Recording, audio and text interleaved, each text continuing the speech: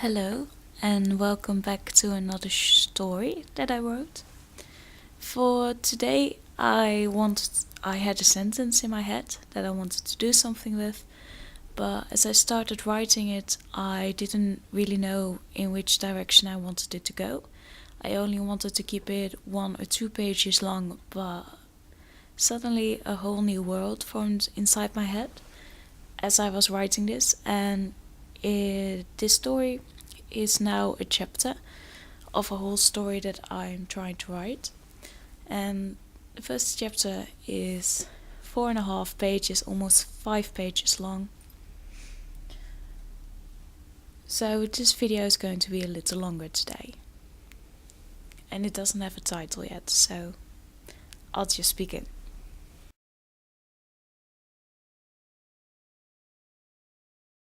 His hands felt numb as he dug through the snow. He tried not to focus on it. There wasn't enough time for that. Not now. Peter wasn't sure how he had lost it, but lost it was. The perfect present for his best friend. And the party probably started already. Oh, he was never going to live this down. Especially because this was the third time in 2 months that this exact same thing happened. He could just kick himself if he wasn't too busy looking for the watch. A gift that Sam would appreciate. A gift that could get him in a lot of trouble if found by the wrong people. The melting snow that got caught in his fur returned back to ice. It was starting to sting. His patience was running thin. He just had to be faster. He couldn't risk never seeing his family again. Not over this. The gift was special and meant to go to Sam, but Peter was now second-guessing buying it in the first place. Maybe he should have just left it behind when he spotted it down in the downriver. Nothing good ever came of that place. They just had been lucky that the control hadn't figured out their hiding place yet. For some reason, though, Peter kept going back to the place. He had made many new friends now. It didn't feel right to leave them all behind now that he was working for their enemy. Where was that watch? Green light started to flash between the trees. Oh, there we go, Peter said solemnly. He got up, kicked at some of the snow to make it appear as if he hadn't been searching through it just a few seconds ago. They couldn't know.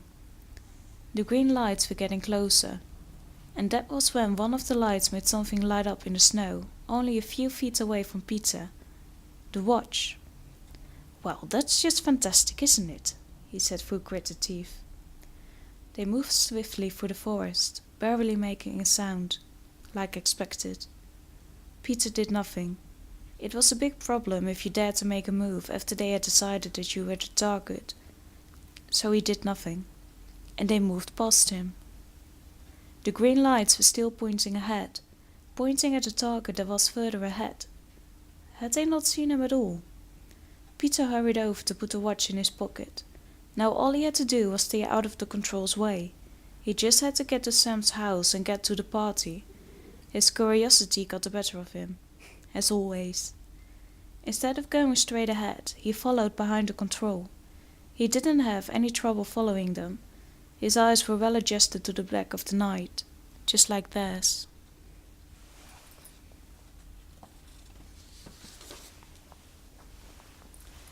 His feet didn't mind the small sticks on the floor's floor.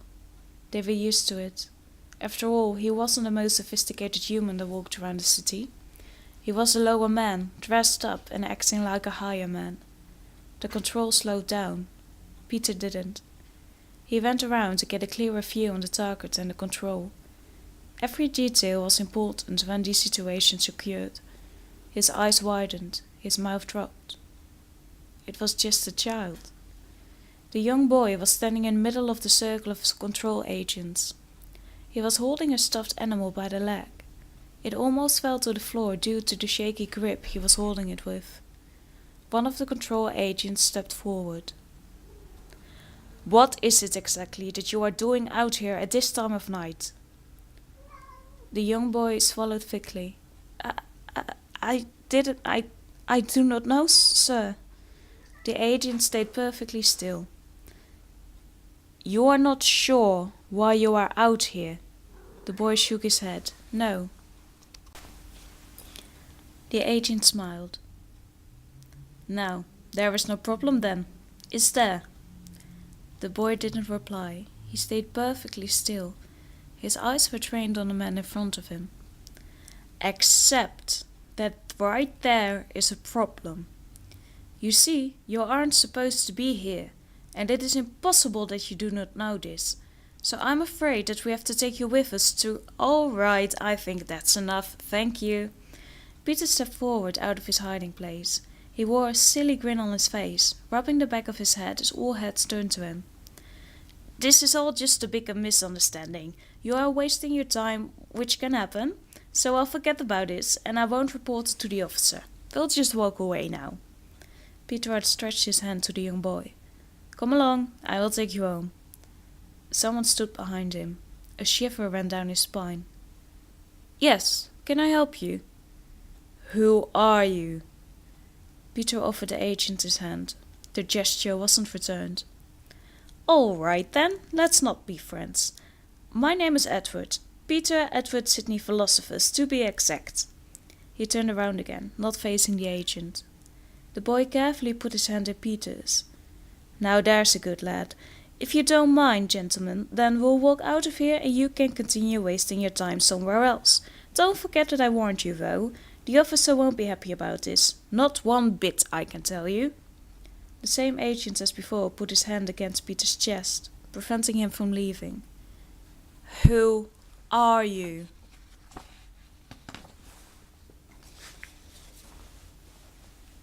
My name is Edward. Peter Edward Sid. I heard you the first time. The agent stepped closer, standing nose to nose with Peter. Don't play with me, Peter. Do you know what happens to the people who cross me? Ooh, yes, I did happen to catch something about hangings the other day. Quite a shame if you asked me. The agent smirked. You have a problem with the way we handle the evildoers in this town? Peter looked around, still holding the child's hand. Who? Me? No, I said that if you asked me, I would say that. But there was no one asking me such questions, so I'd like to think that the thing I said actually never left my lips. Yet you just admitted you said it. They looked at each other. Peter blinked a few times. Well, that is just unfair. Life is unfair, Mr. Peter. Peter smiled. Ah, that is quite true indeed. And that is why you will have seen this coming long ago. Seen what coming? The agent's smile faltered slightly. Peter pointed forward over the agent's shoulder. To my rescue team that is coming from over there. The agent looked back. Some of the agents around him also turned and pointed their guns in the other direction. Not as many as Peter would have liked, though. Hop on and try not to scream, Peter said as the child climbed on. The agent was lunging forward, but Peter was already off. Bullets were being fired after them. Peter jumped from left to right, trying to avoid them all. This is not a good day, this is not a good day, this is definitely not a good day. The boy held on to him for dear life. With his arms wrapped around Peter's throat, he nearly choked his savior. The luxury of time wasn't one they had, so Peter ignored it for now. He would have time to scold the child when they were safe. A few meters away, Peter could see the end of the road. The dried-up river was laying in front of them. Too deep to cross quickly and, maybe, too broad to jump over. Maybe. The green lights were still following them from behind. Their lights lit up between the trees. There wasn't much time to think. What would be the logical thing to do right now? Peter asked out loud. He didn't ask anyone in particular, but the child answered nonetheless. Can't you just jump over, Mr. Sir? In his mind, Peter played out the scenario of him jumping over the small river, but none of the scenarios played out well. At least not for him. Maybe if he had spent more time in the gym instead of the local bakery. And then it became clear to him. We'll do the illogical. He knelt down to pick up a medium-sized rock. He got back up, ran as fast as he could, appearing to be jumping forward. As he did so, he threw the rock over to the other side of the riverbank. With his left hand he held onto a root that stuck out of the dried wall. He was holding as still as possible. Overhead, the first green light jumped over to the other side, following the direction of the stone he had thrown. Others followed soon. Peter counted in his head. 4, 5, 6. Where was number 7? There had been 7 people standing in the clearing and only 6 had jumped overhead. He didn't move. Then the 7th person jumped over. The agent that had talked to Peter, he followed his recruits. Peter didn't dare to let out a sigh of relief. Not yet. Not until they were at least a few miles away. After 2 minutes of hanging there, Peter slowly let go of the root. They slid down the dried-up wall, ending up on the bottom of the dried river. Peter put a finger against his lips. He led the way to what used to be upstream. Eventually they would enter the village. Just a few miles to go. The boy hurried along after him. He was holding onto Peter's hand with all his might. Not for 1 second did he let go. Every now and then he would go look up to the forest, expecting one of the men to be looking back at him. But they never did. They probably fell for the trick. Otherwise they would have already made themselves known. The agents don't play tricks, Peter said. He smiled kindly down at the child. What is your name? The child shook his head. I'm not supposed to tell anyone my name, sir. My mother says that I shouldn't do that. Peter nodded. Then your mother is a very clever woman. Though I must point out that you already know my name. You see, it would only be fair if you gave me yours. Your fake name, that is. You should listen to your mother and never give out your real name to anyone. But you did know that since you just stated it, so there is no point in me telling you this. He blinked a few times. Sometimes it appears as if I didn't put on my hat the right way in the morning. My apologies. The child giggled. You are funny. And you are little. Now that we have both stated the fact about the other, what is the name you took? Peter waited a few seconds. You did take a name already, didn't you? The child shook his head. No. Oh, that is bloody marvelous. Why would they send you out on a mission if you hadn't already taken a second name?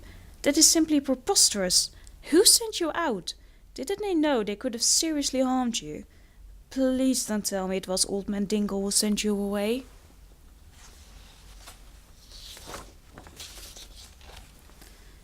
They were nearing the village gateway. No, it wasn't him. You see, my older brothers told me that they had seen my stuffed animal somewhere out there. Since I'm not allowed to leave the village yet, I figured I should go out at night to go look for it. Peter sighed heavily. He knelt down on his knees, looking directly into the child's eyes. I think you now know that tonight was the exact reason why you are not allowed to leave, especially at night. There won't be someone like me in the forest every time you decide to look for something in the middle of night. Promise me this is the last time you did this. The child nodded. I promise, Mr. Sir. You can call me Mr. Peter. Sir sounds like such a dull name, don't you think? Absolutely, Mr. Peter, sir. Peter hung his head in defeat. Well, at least it is some kind of step in the right direction. He looked back up. What would you like to be your second name? I have thought about that a lot, Mr. Peter. Would you mind telling me your name so I may remember who to keep an eye on from now on? My second name is Thomas the Henchman. Peter stayed quiet. His mouth dropped. What now? The child smiled brightly. Well, Mr. Peter, you see, when I grow up I want to be fearsome, so I thought my second name should be something that those agents should fear. Peter chuckled. Then you have chosen a wonderful name, Thomas. He ruffled his hair as he got up. It was nice meeting you. Maybe we'll see each other again. Stay out of trouble until we do. He offered him his hand to shake.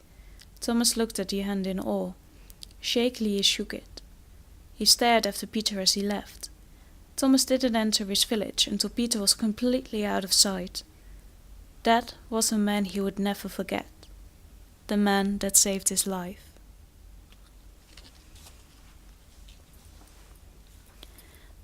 Thank you for listening to me talk again. Thank you for coming back to the channel, and I hope to see you in another video. Have a lovely day. Goodbye.